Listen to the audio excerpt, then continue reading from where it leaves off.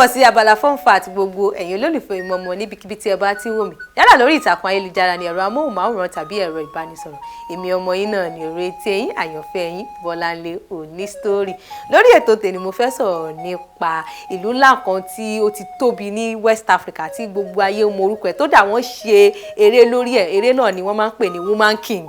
òwe yín ẹyẹ kó ti mọ ìtàn tí mo fẹ́ sọ lénìí mo fẹ́ sọ nípa Old Ọ̀yọ́ Empire. Kí ni àwọn ohun tí ó ṣẹlẹ̀ tí ìlú náà fi jẹ́ ìlú tí ó jẹ́ pé kò ṣe bó ṣe ní agbára sí mọ́ nítorí ẹ̀ ṣe kí n kẹ́ ẹ̀ máa wo ètò ìmọ̀ọ́mọ̀ tó ń pẹ́ máa kẹ́kọ̀ọ́ kan tàbí méjì tàbí mẹ́ta ní orí ètò Oyinmomo. Ara àwọn nǹkan tí ó jẹ́ kí ìlú náà wó ní òṣùwọ̀n gẹ́gẹ́ bí a ṣe mọ̀ olóyìnbó á pè òṣùwọ̀n ní size bí ìlú náà ṣe tóbi sí ó máa ń ṣe kókó àti pàtàkì ní ìdarí ìlú náà bí ìlú bá dẹ̀ ṣe kéré sí ó ṣe kókó àti pàtàkì bí ìlú náà ṣe tóbi sí Old Ọ̀yọ́ Empire ó tóbi gan ibi tó tóbi dé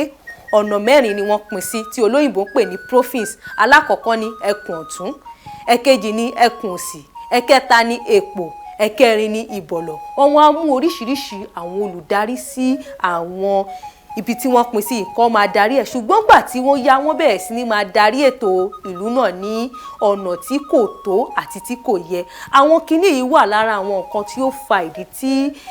Ọ̀yọ́ Empire tó fi wó lulẹ̀. Ẹlẹ́ẹ̀kejì ni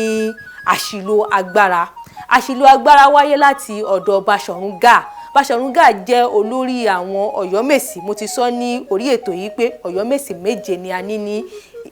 Ọ̀yọ́ Empire olórí wọn sì ní Baṣọ̀run ọ̀hún ni wọ́n máa ń pè ní prime minister ó ṣì agbára lò ní ọ̀pọ̀lọpọ̀ aláàfin tí kò bá ti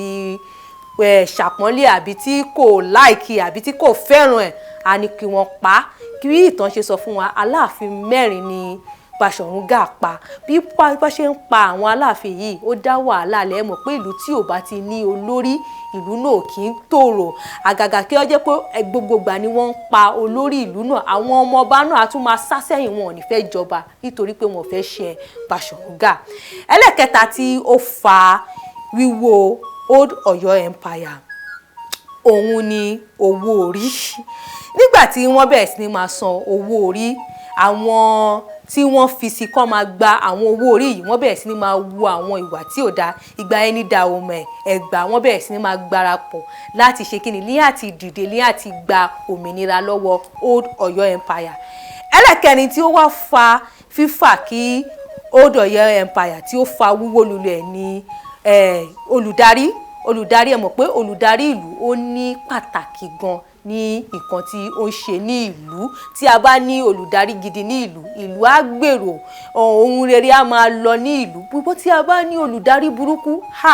ìlú náà ó máa di ìlú tí àwọn èèyàn fẹ́ gbé òun ni Aláàfin Àwọlẹ̀ ó ṣe àwọn ohun tí kò yẹ kí ó ṣe ní orí ìtẹ́ orí ẹ̀ náà ni wọ́n ti gba Ìlọrin mọ́ àwọn Yorùbá ní ọwọ́ gbogbo àwọn kinní yìí wà lára àwọn tí ó jẹ́ kí Old Ọ̀yọ́ Empire wó lulẹ̀ mo wá fẹ́ jọ̀kẹ́ bá mi tẹ̀ sí àtẹ̀ránṣẹ́ ní ẹ̀rọ ayélujára àwọn ohun míì wo lẹ tún rò pé ó fa wíwó lulẹ̀ Old Ọ̀yọ́ Empire ẹ jẹ́ ká máa bá ọ̀rọ̀ wa kálọ ní ẹ̀rọ ayélujára orúkọ tèmi ò yí padà èmi ni ọmọ yín Bọ́láńlé òní story ọmọ Akíntọ́lá lóde ìlú Èkó mo wá fi àsìkò yìí kí gbogbo ẹ̀yin olólùfẹ́ Oyinmomo pé ó dàbọ̀.